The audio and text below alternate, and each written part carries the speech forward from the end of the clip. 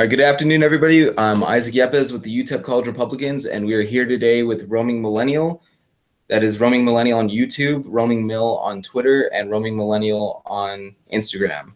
Thank you so much for joining us. I know that you're probably really busy, so yeah, I can't thank you enough for taking the time out of your day. And yeah, how are you doing? I'm good. Yeah, thank you so much for having me. And when I saw your email about college Republicans, I remember like going to a super liberal university. College Republicans were like my one respite from the totally progressive environment. So yeah, absolutely. I'm super happy to be here. Yeah, well, first off, I would really like to thank you for the content that you make. It's nice to see that somebody's pushing for moderation and tolerance. Your approach is, I want to say, in the minority right now, but I hope that it catches on and we can all come closer to the center, because we really do need compromise in the coming years, because this constant gridlock and protesting is, I think, destroying the fabric of our nation. I don't mean to be melodramatic, but I do believe that. No, yeah, I mean, sadly, you're right. It seems like, anyone who disagrees with, the liberal perspective now is called a Nazi and punched in the face on the street, apparently. So yeah, I'm definitely hoping things can calm down a little bit, in the coming years, and hopefully we can come a little bit more together. Yeah, well, I'm one of the rare, brown Nazis. So race has become one of the biggest talking points, I think, in our nation. I'd be hard pressed to find anybody that would disagree. Now, I did an exercise in a class about a year ago, and the exercise was, what do you associate with Republican and what do you associate with liberal or progressive? And one of them was old white men, and it was used as like kind of a dismissive association, like we shouldn't listen to them because they're old and white. Now, I think in itself that's a little racist, but what do you think about this stereotype? Is it justified, or what are we looking at here, and why is this happening? Why is there this negative connotation behind white skin now? Well, I think it's funny because there's definitely a very negative connotation among with whiteness in the States, especially among, progressives or even on college campuses. Like the term white, it's kind of used as a derogatory term or a way to dismiss someone because like, oh, you don't know this, you're white, or, oh, of course you think that, you're white. And, especially with Republicans, because I mean, there are tons of non-white Republicans, but, on the whole, minority groups like African Americans and Hispanics, they do tend to favor the Democrats. And I think, I'm not going to go into like what possibly about, different cultures could be behind that. But I think because, they happen to be mainly white, it's almost become this thing that means that they're anti-Black or they're anti-Hispanic, which is really too bad. And I think I don't know, the whole idea of having a Black president, why Barack Obama was elected, in a lot of ways, I think people were hoping that it would become a racial healing thing, that the country could come together and we could kind of bridge these racial divides. But in the past 4 years or 8 years, I think we've seen things get dramatically worse. And, all those people who focus so much on whiteness and race, in my opinion, they're no better than people who focus on Blackness and how that's a bad thing, right? I don't see how you can, attribute all these negative attributes to being white and not see that is, the definition of racism. Yeah, is there any way to successfully combat this, or at least get the ideas out in the open to create a dialogue? Well, I think something that's being done more and more now is that GOP, conservatives, Republicans, whatever, we need to, like, if we're not white, we need to be really proud and vocal about what we believe in, because there's this stereotype that, oh, if you're Black, you must think this way. All Blacks are liberal, of course, and that's just not true. And so like anything we can do to dismantle the idea that races have inherent beliefs is a good thing. And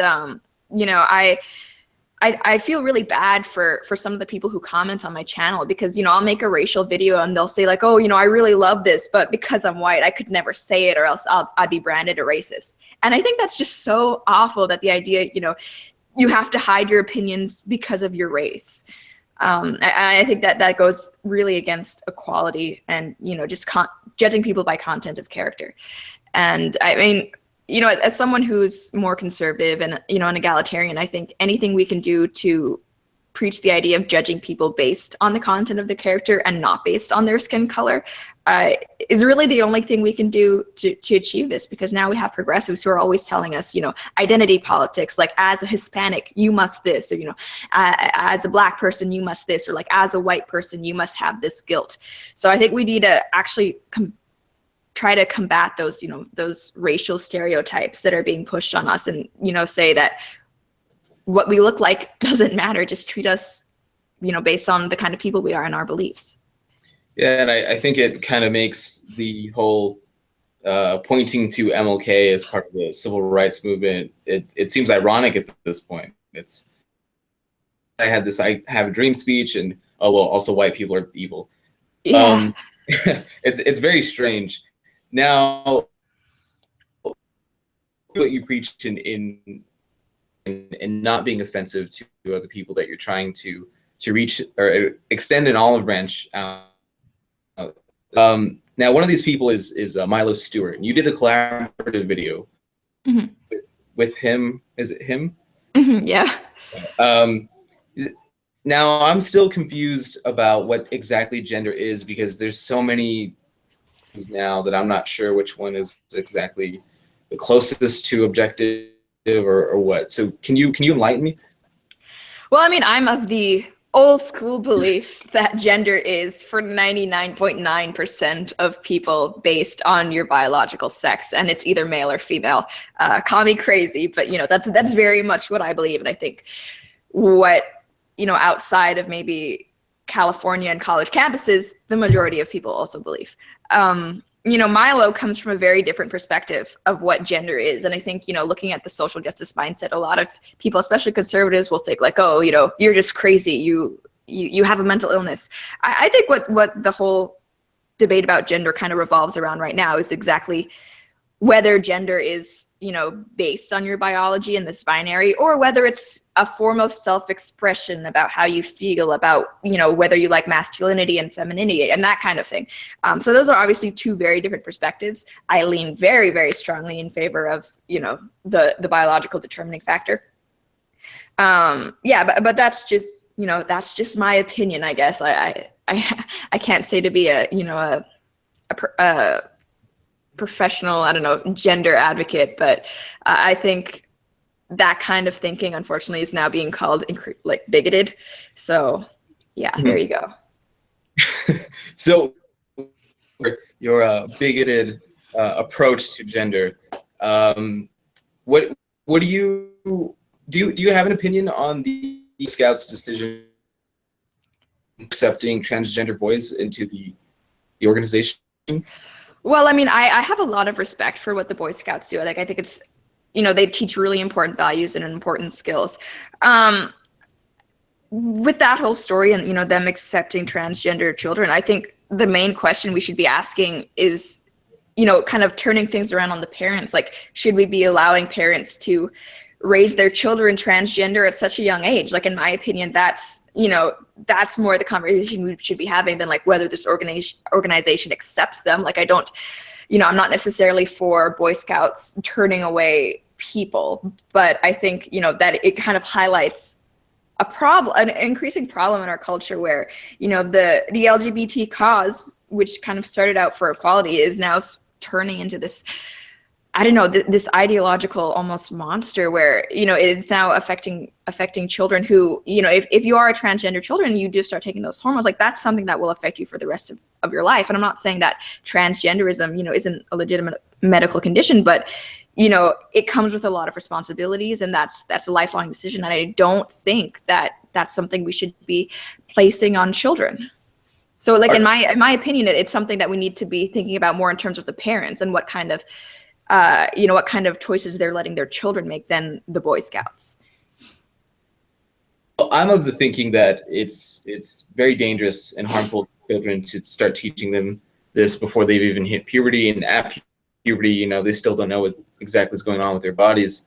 Do you think that the government will have to pass a law to say that you can't your kid hormones or something for the other sex, or what exactly can government or should government do in these situations? That's a good question, because as conservatives, we obviously, like, I'm guessing, are against big governments and more government regulations where there don't need to be any. But this is a matter of child welfare and child safety, in my opinion. So I do think that there would be grounds to call this child abuse. If you're pushing your gender ideology on your child, and you're kind of coercing them into decisions they wouldn't otherwise make. I mean, because children are very impressionable. Deciding to transition genders is something that even adults struggle with. Some regret the decision, some are happy with it, but no matter what you do, it's a huge decision to be making. So I mean, like, I think in consultation with medical professionals or psychologists, I wouldn't be against kind of exploring that to ensure that the rights of children, as people who aren't developed or informed enough to be making those decisions, like, I think we really do need to protect their rights, and to ensure that parents aren't just forcing what they believe onto their kids in a way that will affect the rest of their lives. So with this new, I guess, issue that's springing about, there's been a lot of talk about gender as a social construct. Now, I believe that gender roles are a social construct, but not gender itself. Now, we're having the bathroom bill. We're actually contesting it here in Texas, headed by Governor Abbott. Now, in the 60s, the civil rights happened, the civil rights movement, I'm sorry, and it was struck down that the separate but equal wasn't, lawful. It wasn't constitutional. Now, do you think this further, and we shouldn't separate the genders anymore, or what exactly does this send a precedent for? Well, I think, for me personally, like, the perspective I come from is that, if you're a private business in terms of bathrooms, I think you should be able to do whatever you want. Like, a lot of people, there's a lot of blowback for, Target when they came out in support of, just, I guess, bathroom choice, we could call it, like, choose whatever bathroom you identify with. I don't really support that decision, but I support their right to do it. And, but when it comes to the federal government, I think, I think, the idea of having separate bathrooms for the genders, that's not based out of nowhere, right? Like, I mean, that's not just, our implicit or gender biases seeping through. Like, there is a reason. Like, I'm sure a lot of guys wouldn't want to use urinals if a bunch of women were around, and women in bathrooms, like, if you want to change or something there, like, I think that's a reasonable concern to have. And I think we're so used to, at this point, trying to embrace everything that's PC and not offend anyone, that we're actually, if we take a step back and look at what we're talking about, it does set a dangerous precedent, because it kind of says, like, well, if this 1% or even less than percent of people is affected by it, we should just abolish the whole system and, and start over, which I don't think, is reasonable. And I mean, like, I would have no problem with Caitlyn Jenner using the women's bathroom. I think most of the people who aren't in favor of the whole transgender bathroom issue, like, that's not what it's about. It's just about, like, if I'm this man who apparently says that I'm non-binary, or, I don't even, like, I identify as Z. Like, I'm not up to date on all of them, but I think people should have the right to say, as a woman, like, no, I don't really feel comfortable with this, what is essentially a man being in the same bathroom as my daughter. And I think, the fact that we can't even say that nowadays without being called a transphobe, it does set a dangerous precedent, because, it kind of shows people that, as long as you kick up enough of a fuss, are willing to throw around the word bigot, will sort of, give you whatever you want, which it's not a good principle to have as a government. So do you think this soft control of moral authoritarianism is being pushed back hard enough, or do you think people will eventually just kind of cater to this loud minority? I think, in a lot of ways, it can feel like people are just bending over for, like you said, the loud minority. But I think this past election, more than focusing on policy, really was all about this culture war. And I think, the past 8 years, we've kind of seen this buildup of widespread acceptance of progressivism. But, I think we've actually gotten to the point now where people are saying, no, like, that's enough. I'm not going to be told that I'm a bigot just because, I would prefer that I only go to the bathroom with other men, or that, men don't go to the same bathroom as my daughter.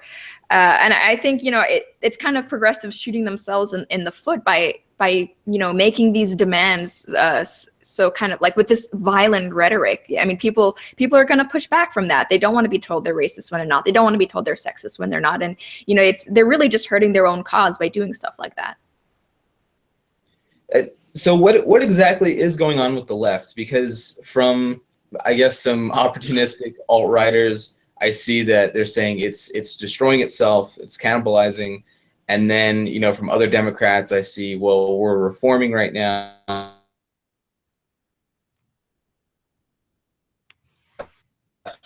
Right now. Sorry, you cut out a little bit. Would you mind repeating that last part? You there? Yeah, sorry, you cut out a little bit. Would you mind repeating that last part? Oh, yeah. So that the left is finally eating itself.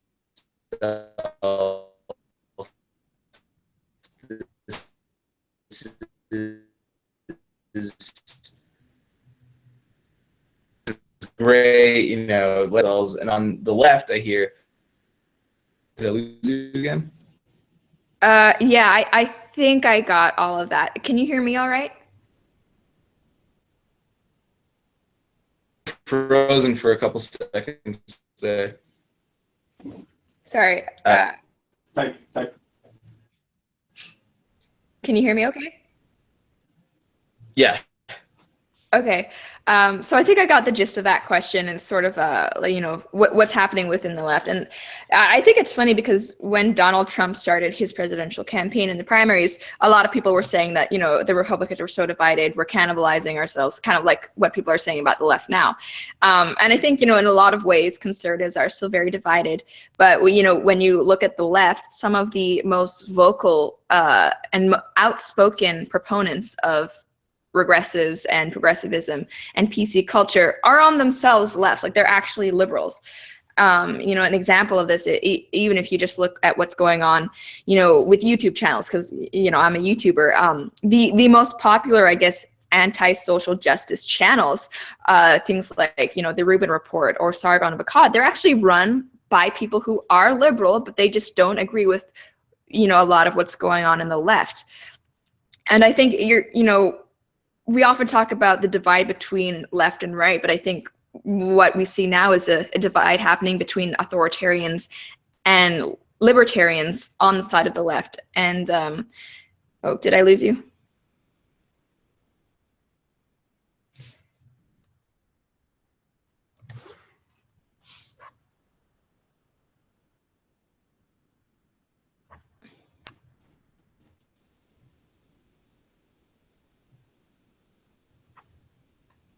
Hello?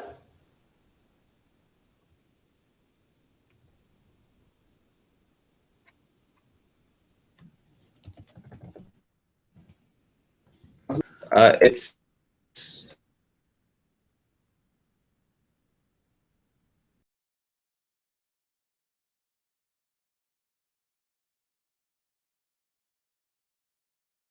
yeah, I can't. Wait, did the entire thing? Everything's fucked. Let me see. Are we good? Sure, I was just about to email you. Okay. Can you hear me? Oh, sorry. That's just a warning. It's one of our. You'll be fine now. Okay, you're still cutting out. Yeah, I can hear you. I have no idea what's going on.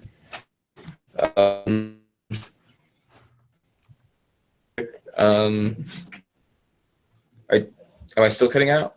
You're better now than you were before. Like before it was like just frozen screen.